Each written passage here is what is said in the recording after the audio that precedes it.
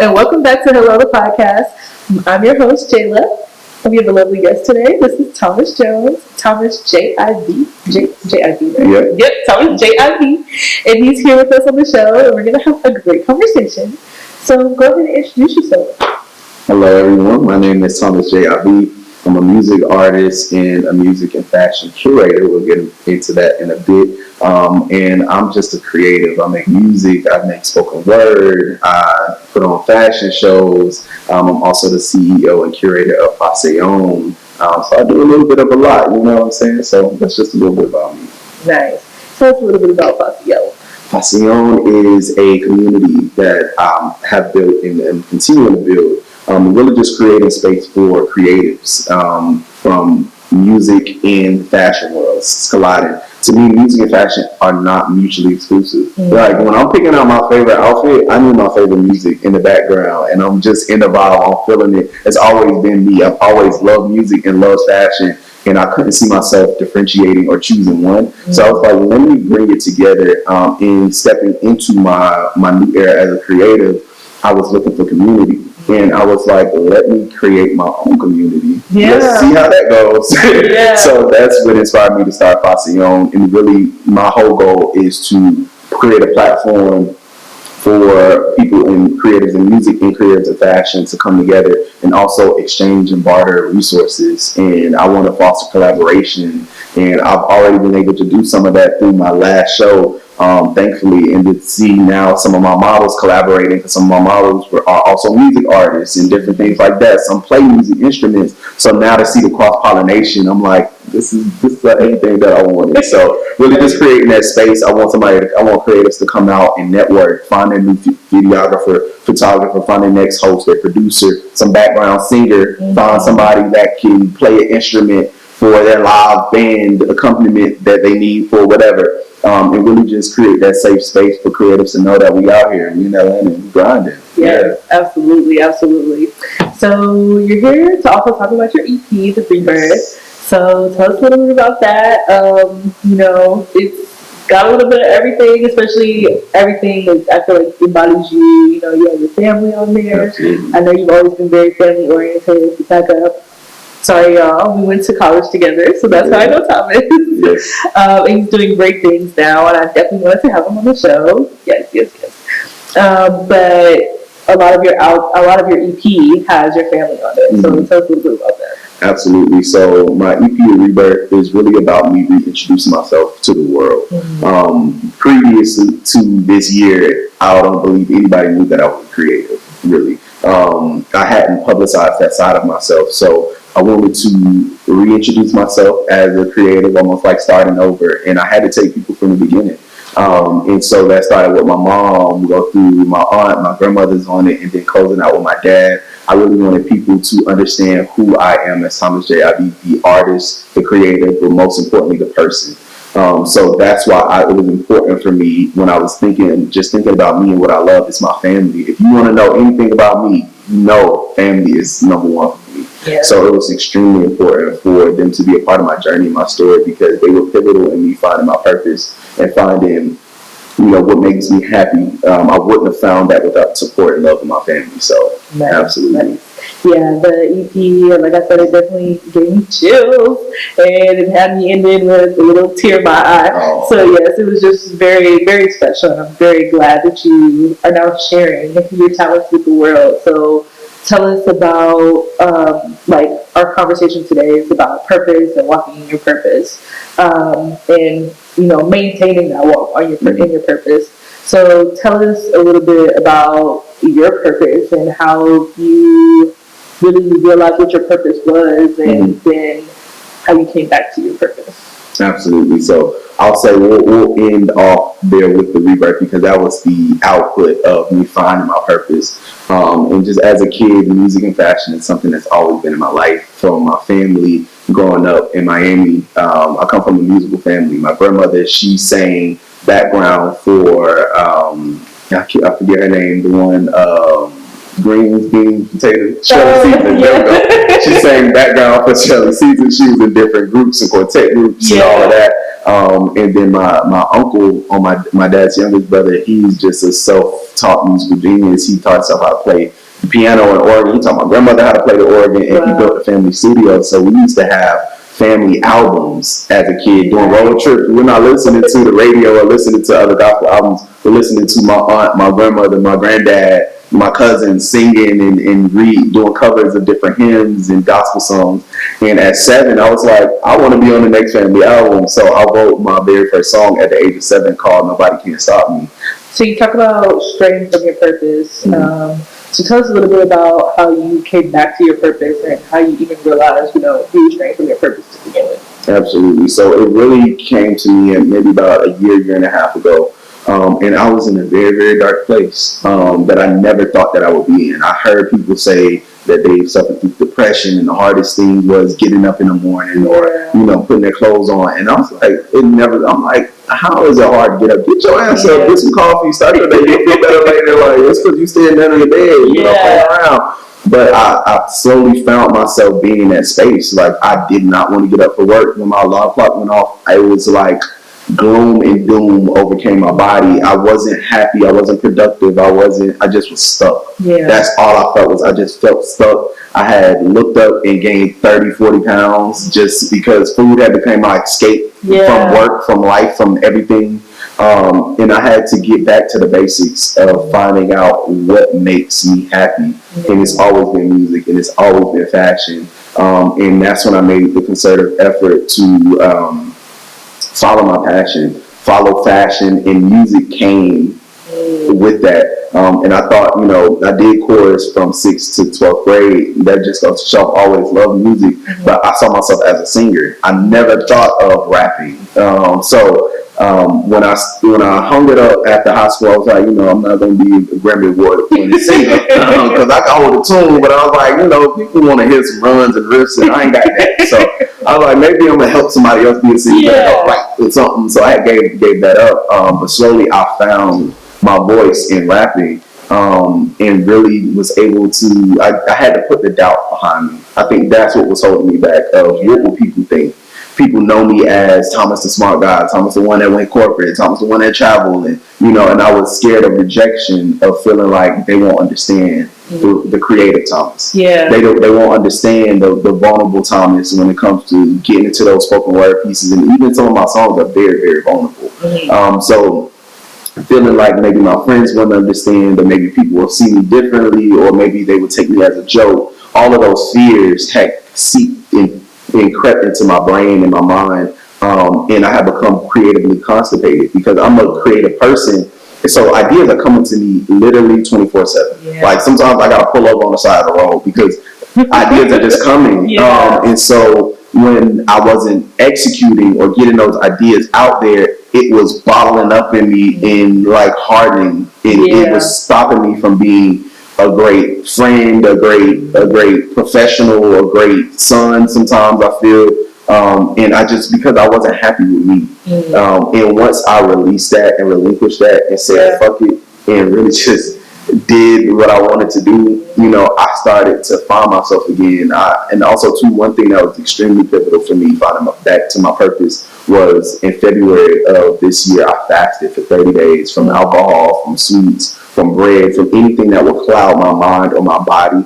I needed a clean and fresh start. I started journaling, and when I tell you that was the most transformative time of my life, because I really was able to get grounded back into who I am outside of anything that takes my mind to another place. You know what I'm saying? I was really able to get back to the basics of who is Thomas. What makes Thomas happy? Thomas loves fashion. Thomas loves music. Why isn't Thomas doing it? And so another place that I want to shout out, Poetry on Peter, is in Atlanta. It is a dope place, and that's really where I found my voice. I had maybe 2 songs at the time. It was some stuff that I had wrote my freshman year in college, probably 4 or 5 years old at the time. But one thing, thankfully, even when I was playing around with music before, lyricism has always been important. So I was able to take that and turn it into a spoken word. So I'm like, this spoken word, people like, it's great.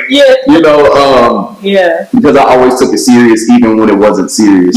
So at going to that place every Monday, building my confidence. And then I was just like, people coming up, they're like, Thomas, where your music at? I'm like, I don't got no music. You know, and then just realizing it was really when I wrote God Given, that was the moment when I knew that the music that I'm making is not just for my ears, it's for the world, and it's to inspire, and it's going to help people find their purpose and find their rebirth, because that's what rebirth is about, reintroducing myself and now standing in my purpose and in my light. And I really want to inspire others, and others have come to me and literally said, like, you know, I've had some of my models' parents came to me. It was like, I was into fashion. I was at Paris Fashion Week, and I was doing XYZ, and I had stopped, and your show inspired me to get back to my purpose. And I was just like, wow, to see that, you know, me with this idea in this dream and executing on it, and I put my show on in like 3 months. So, and put my EP together in 3 months. Yeah. So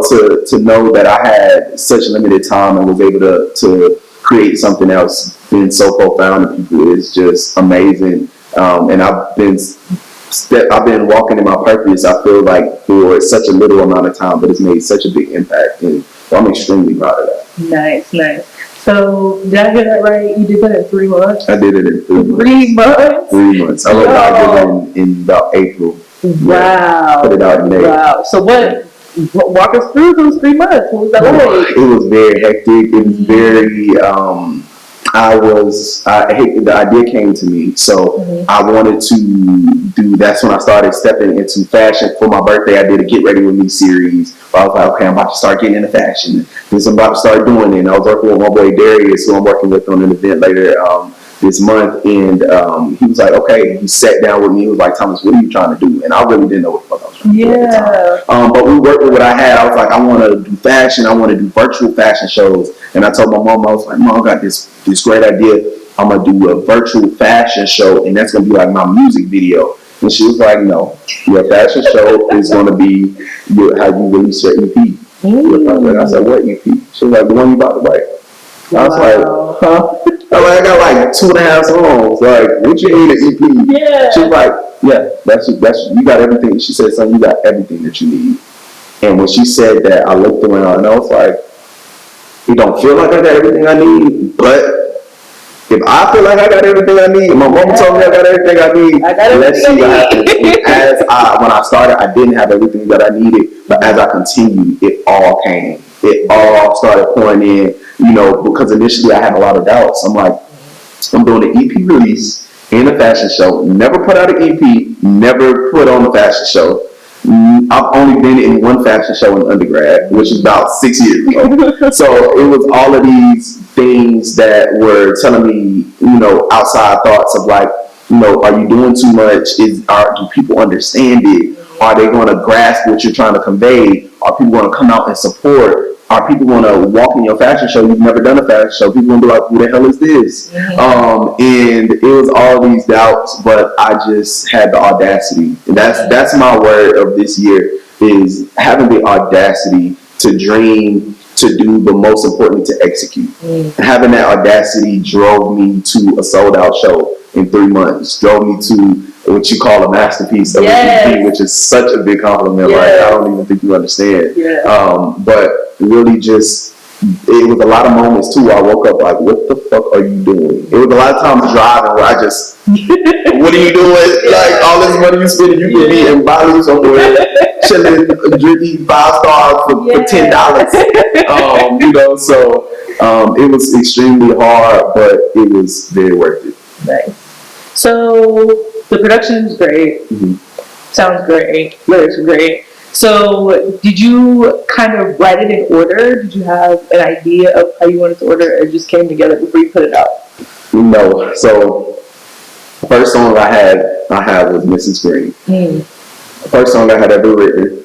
And I had written Icy Cold maybe in February. And then Go Slow I had written maybe like in 2023, like early 2023, I was literally playing around. And when I performed it at Poetry on Pier, people were like, I fuck with this. I'm like, watch your shit. I'm like, okay. And so what I did was actually Go Slow and Icy Cold were recorded 2 different beats initially. I went and found some beats of higher quality where I was like, let's go find the style and the feel that I'm looking for, and re-recorded that. And then once I started recording, the EP was supposed to be maybe like 4 songs. As I started recording, my third eye just opened, everything opened, and that's when I got Soul Blown. That's when I wrote "In Her Garden." That's when I wrote 1234. That's when I wrote "Thank You, I'm Thankful." The whole second half of the album was written within maybe like a month and a half of the EP rapping. But I started out with God Given was when I knew I was going to do an EP.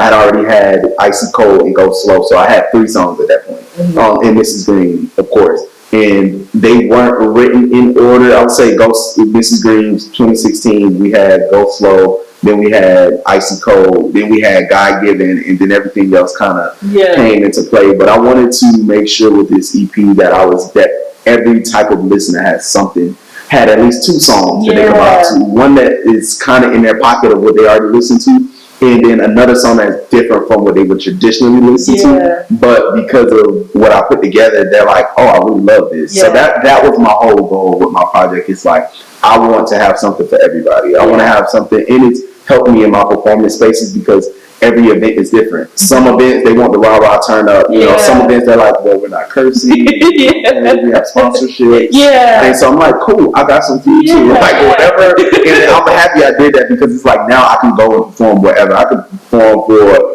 the Queen of England or the King of England now if I need to. And I can go perform at the Trap Cafe and T.I. spot if I need to. You know what I'm saying? So I have something for everybody. So that's one thing that I'm extremely proud of.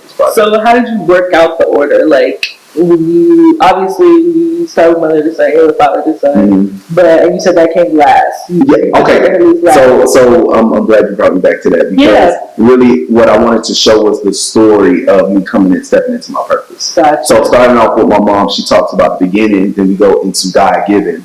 God Given is me reaffirming my purpose and taking me back to my roots, essentially. Mrs. Green is a story about me basically finding green. My first time. It talks as if it's my first time losing my virginity, but it's my first time being introduced to marijuana. And also, but at the end, there's a small spoken word piece that I have, and that's really talking about how I use that as a crutch in my time of darkness. Because lately it's been a lot more frustration than meditation with a lot on my mind in a blunt in rotation. I got this herb burning slow, can't forget the filtration. I let that pool hit my soul like a self-affirmation on a hit. So that just takes you into there in that space of darkness. And then I start to build my confidence with Icy Cold. That's me popping my shit, me stepping into my fashion vibes of like, you can keep going. That's me stepping into my fashion vibes of like, I got that shit on. Everybody know I got that shit on. Go Slow is me kind of talking my shit in the dating scene of like, I'm that guy, kind of finding my confidence in that again. And then it takes you into Soul Blown. And that's me kind of going into that puppy love stage in a relationship when you kind of find this person that you like and you want to take it more than just the physical. You want to, it's Soul Blown is about mental stimulation. So kind of penetrating that theory and that thought process. And then I went into In Her Garden, which is really going into the depths of how men create spaces for women or anybody in that matter of a woman should be treated like a garden, essentially, in that what you put in, you receive. The seeds you sow are, what you consume, and the more that you put in I didn't realize until I was listening back to In Her Garden. It really goes through the hardship and the hard part at the end, at the beginning. Of like I talk about thorns and I talk about tending in the rain and in the snow and through hailstorms, but at the end I talk about how I seek solace in my garden. When I seek solace in, it's an altar for me to bear, everything that's heavy on me. That's why I go where, I feel like my crown has been shifted by the world. That's it, and it's a really transformational piece. That really shows the process of cultivating space with a woman or cultivating a relationship with a woman. It's a lot of hard work. But if you do it right and if you do it with care and with purpose, you will be very grateful. You'll always have a place for solace and a place for peace. And just I'm speaking to the guys there too, like letting them know that, hey, this is how you should cultivate space for a woman. It's not going to be easy, but it's worth it. Yeah. So, yeah. And then from there, Tanner Garden, I believe we have 1234. That tells you my whole journey of finding my purpose. Of like, I seek solace in my mama's eyes, strength in my daddy's pride. Thank God they gave me the sight to sequence between the lines. Finally free to shine, I kept up between the blinds. And really let my light shine. And talking about that, and then I end with the conversation that I had with God. And him basically being like, son, I gave you this gift. How dare you keep it in? Mm-hmm. And so that was that. Then I end with thank you, I'm thankful. That talks about, my time in Miami with my grandmother, my cousins, my upbringing. My grandmother's featured on there. And then we close out with my father. So it's just that whole evolution of me being in a dark place and getting back that confidence, going through relationships, and then coming back to my purpose at the end. So, Yes. And you talk about wanting to show people who you are. Mm-hmm. And I feel like that definitely shows, like, obviously I know you, I've known you for a long time, but it did feel like a conversation with an old friend. Mm-hmm. And I say that, but also I want to give a little bit of discretion as well. Like, I felt that same way about like J. Cole albums. Like, I felt that same way of what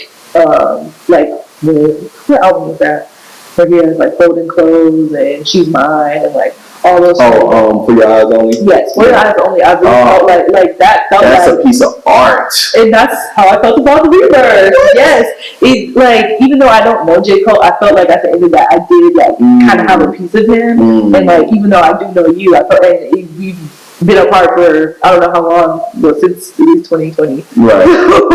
So at least 4 years, but I still felt like, okay, I'm getting to know him again. The same thing, like just like riding a bike, they say. Right. So I definitely felt that same familiarity. I guess the word as I'm looking for. That connection, like when like your family and your roots and your background and everything, it just felt like we were just chilling and you were like, let me tell you something real quick. Right. So it was really really nice. That's such an honor because that's one thing I find myself on is storytelling. It's all about storytelling, and more than me being an artist, more than me being a stylist or being in fashion, is I tell stories through clothes, through music, through everything. Yeah. Is if I could get a story across, I want to take you on a journey. Yeah. It's your voice too. You have a very nice voice. Thank you. It just flows very nice. I'm not gonna lie. Growing up, I hated the sound of my voice on recording, even when I did podcasts. But when I heard my voice on the track, I was like, "Oh shit!" I was like, "Okay, I kind of like my voice a little bit. I got to get something right there." That's kind of nice. Good. Because it is. It's very nice. I loved it. And like I said, I really want you to know I'm not even gassing you for real because I don't know, something about like rap music, like it's a hit or miss. Yeah. It just depends. It depends on the artist. It depends on the album even. Mm-hmm. So, but I liked it. I enjoyed it a lot. I appreciate that.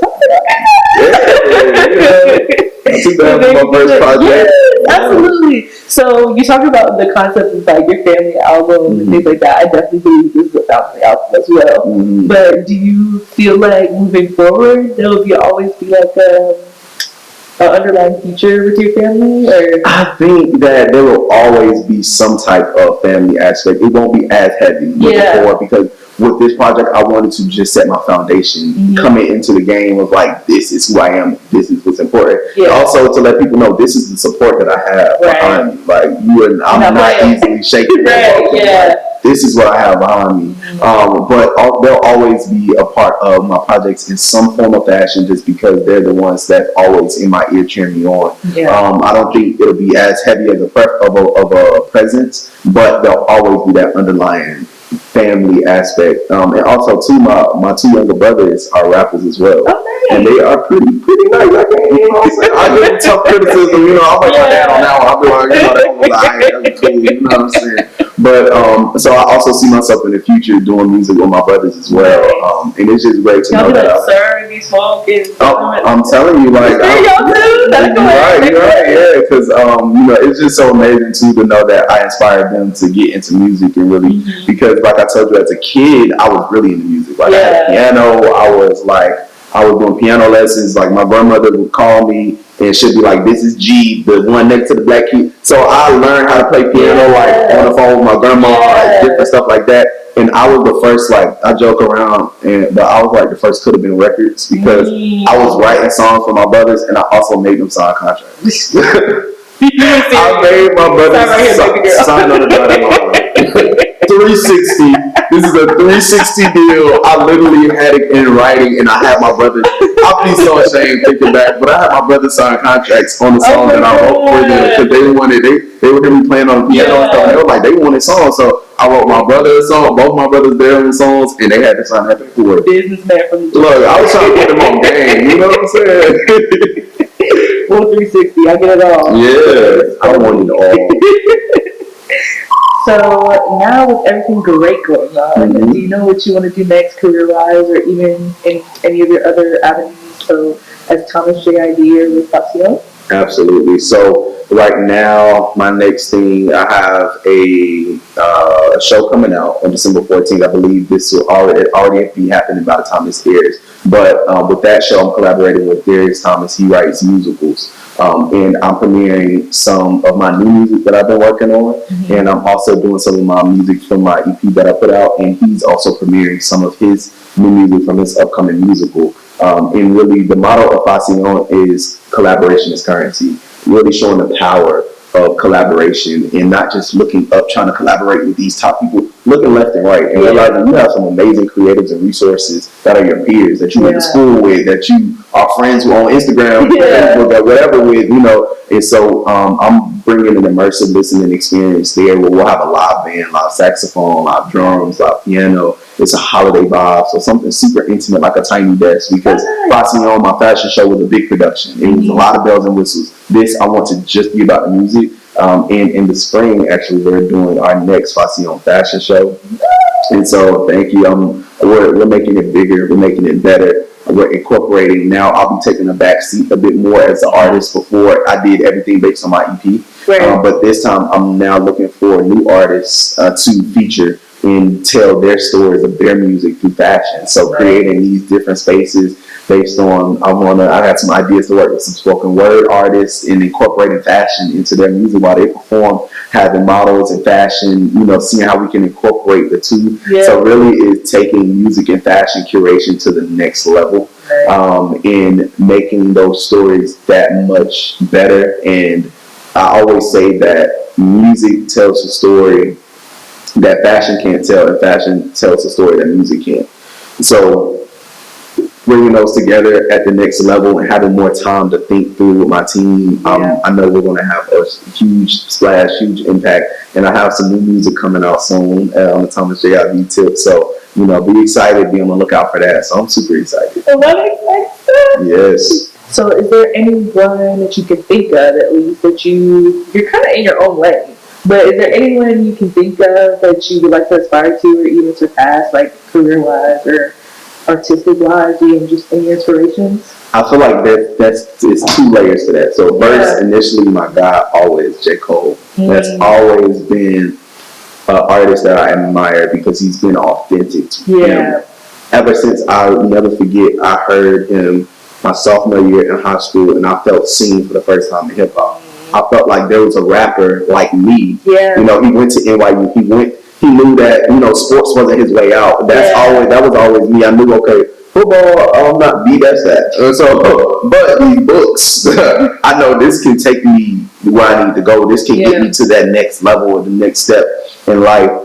So him being authentic to himself and being like, I was a student. I went and got a scholastic scholarship to NYU, you know, seeing myself reflected in hip hop was extremely important to me. And it let me know that it could be done for me, that I'm not too ostracized to be a contributor to hip hop and to music and to culture. So always big tip to J. Cole. Still to this day, that's my guy. I don't care what nobody says. I don't care. J. Cole. Right. This or no this. You know, that's my boy. And he's always been true to him. He moved to North Carolina. He lived a peaceful life, and he really also taught me what's more important than all the money in the world, all the power in the world, is happiness. Really letting me know that it's important to be happy. Prioritize your happiness and your peace. That's important. Absolutely. Now, and I would say, as far as recently, Tyler the Creator and Doechii are my two, those two, they stimulate my creativity in a way that has never been done before. And it's crazy because when Tyler the Creator first came out, I was in middle school and I did not understand him. He was not for me. He had the black, he had the all black contacts. He was talking real dark into my eye. I was like, oh, that is the devil. It ain't nothing but the devil. Get me away. But it was actually my younger brother that put me on one of his songs, so it was like an R&B song. I'm like, this is I was like, wow. And so that's when I listened to his last album. His last album made my fucking brain explode. I was like, this is what I'm talking about. And one thing that I respect from music artists more than anything is evolution. When I see you evolve as an artist and as a lyricist and as a creative, like that's how I felt about 21 Savage. To hear his evolution, I wasn't a fan at first. But once he evolved as an artist, that's when I respected it. Like people like T.I., he's always been great since the early 2000s, but still his music evolves. Jay-Z, all the greats, the evolution is what's important to me. Doechii, as soon as I heard her with Persuasion first, and I was like, oh my God. And I always follow her interviews and everything like that. I tell everybody, she's like our generation of Missy Elliott. She does everything, you know what I'm saying? And she's super talented. And the idea of folk was the norm. Folk was trendy. I'm getting back to the basics. I'm getting to what's really hip hop. And I'm standing beside it all 10 toes. And now we see that, okay, we can do that and still have commercial success eventually. So they have been very, very inspirational to me in this next phase of creativity. So those are my inspirations. Those are good ones. Those are good shout outs. Yes. Love me some Tyler the Creator. Love me some Doechii. Hopefully she'll get her Grammy this year. Hey, she gotta get something. She got to. She's from around the way. She's leaving her with something. Right. Period. All right. So we do have some segments here on the show. So I'm going to let you pick the segment. Okay. So this is a new thing we're doing. So I'm going to let you pick. So there is some little batteries in here, but I'm going to put a little ball. Okay.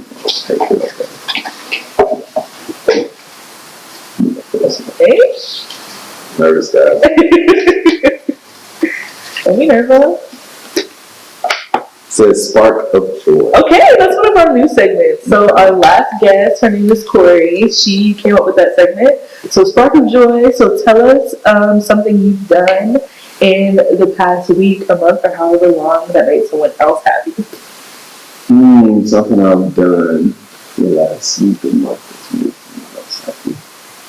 Let's see. I feel like it's something that I've had a busy month. I would say, I would say this. My parents have been extremely proud of me lately.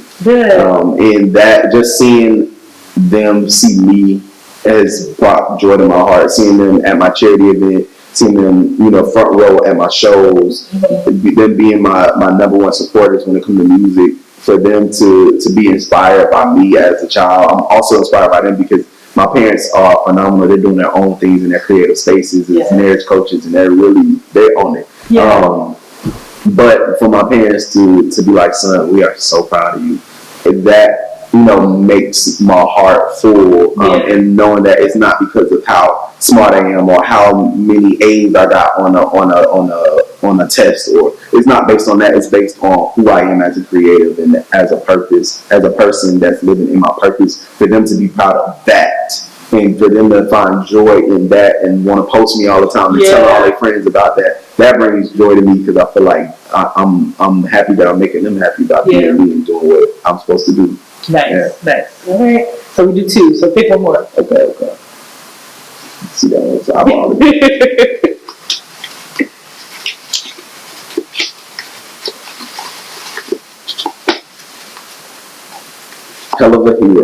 Hell of a Hero. Okay, so that was a new one too. You got both two new ones. So Hell of a Hero is our segment where we want to shout out a hero in your life or just someone who's doing great things. You're obviously doing great things. So we want to shout out the next person, pass it on. So it could be someone in your life personally, or it could just be someone that you have seen maybe in the media or in the news or online that you think who's just doing great things right now and really being a hero, because we need more of those right now. I would say, I know it sounds cliche because we've been talking about my damn but really my parents, I just came back from my dad's championship game with his Little League team. Yeah. My dad's been coaching Little League for almost 20 years now.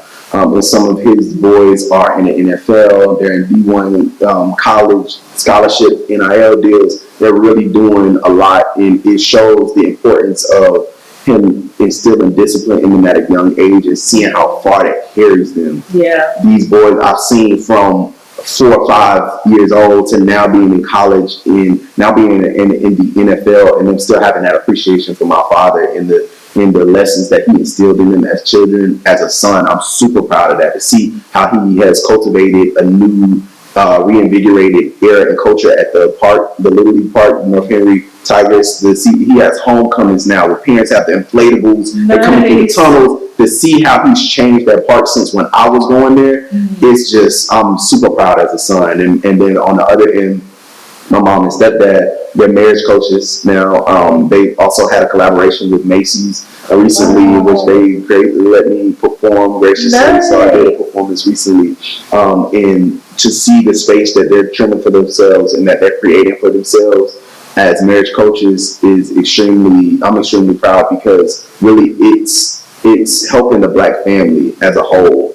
We have a high rate of divorce, and so for them to take the time to try to cultivate marriages and really try to keep people together through their love rekindle community and rekindling marriages and creating those bonds and making those stronger than ever before is profound effects on not just the marriage, but it's also the family at large. Yeah. Because when your family can stick together and stay together, it's so powerful, and there's so much good that comes from that. So just to see my parents do their things at the next stages in life, you know, because people feel like I got to do everything in my 20s. Yeah. My parents, they raised us, they worked very hard, and once we were born, my parents went full throttle on their own dreams and aspirations, and so they're my hell of a heroes. Nice. I'm so happy to hear that. Yeah. So I can talk to you all day, but we gotta let you go. So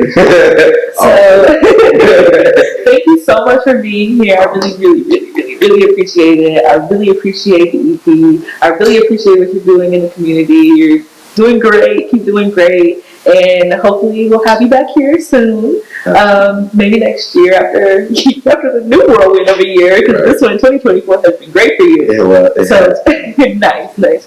So tell my people where they can find you. Yes, you can find me on all streaming platforms at Thomas J.I.V. That is Thomas J.I.V. And you can find me on Instagram and TikTok and Twitter at Thomas_J.I.V. Thomas_J.I.V. And Jayla, I want to say to you, I am so very proud of you. You have always been a people person and the talker. So this is only, I would have never guessed, but it is so harmonious to see you in this space and to see how you cultivate the questions. And when I saw what I had to work with, I was excited. I was like, this is so good. When I saw you listen to okay. I got to do my homework. And so just to see you also creative space and platforms for creators is just so powerful and amazing. And we need people like you as creatives, from one creative to another. I want to say thank you. I'm super proud of you. Thank you. Thank you so much. Thank you so much. So thank you for coming. So glad to have you. We'll have you again soon. Yes. And thank you all for watching. You can find the podcast at Hello Podcast everywhere. And we'll see y'all next time. Peace out.